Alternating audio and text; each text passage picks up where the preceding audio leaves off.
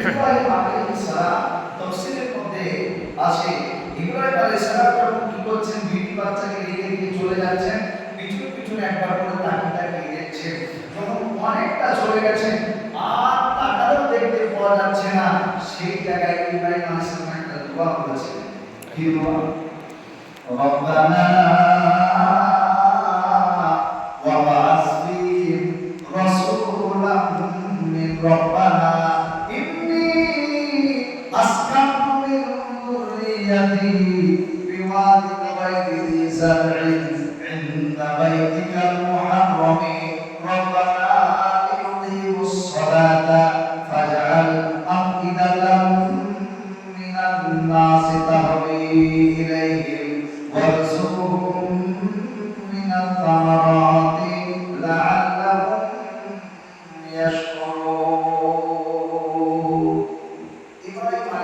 দোয়া করেছিলেন তিনটি দোয়া ভালো করে মনোযোগের সঙ্গে আপনারা শুনুন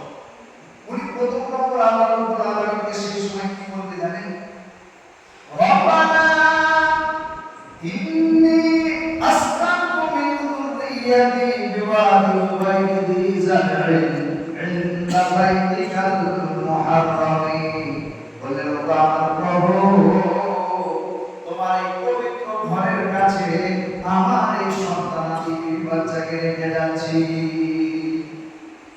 ইনদা বাইতিকাল মুহাররামে যেন এই ঘরের মধ্যে ইউকিমুস সালাতা নামাজ আদায় করতে পারে এরকম সুবহানাল্লাহ দ্বিতীয় নম্বরে বলেছিলেন ফাজআল আফিদাতাম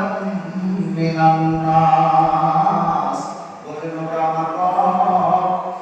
সারা পৃথিবীর মানুষের দিলগুলোকে এই ঘরের দিকে মনোরানী করে দেবে মনোধারী করে দেবে এই ঘরের দিকে মাইন করে দেবে সুবহানাল্লাহ তিন নম্বরে ইব্রাহিম আলাইহিস সালাম যে দোয়াটা চেয়েছিলেন ওয়ারযুকহুম মিনাত তামারাতি লাআল্লাহুম ইয়াশকুরুন ইব্রাহিম আলাইহিস সালাম আল্লাহ রাব্বুল আলামিনকে বললেন আমার রব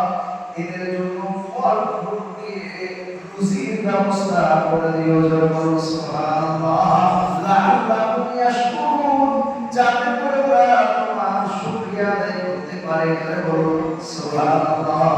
ইব্রাহিম আলাইহিস সালামের দোয়া আল্লাহ রাব্বুল আলামিন কারেন্টের মতো কবুল করে নিয়েছেন বলুন সুবহানাল্লাহ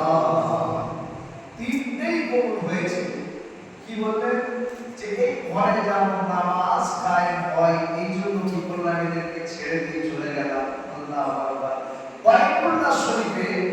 24টা ঘন্টা ইবাদত হয় 24 ঘন্টা ধরে সুবহানাল্লাহ আপনারা জানেন কত বছর আমি উমরা করে এসেছি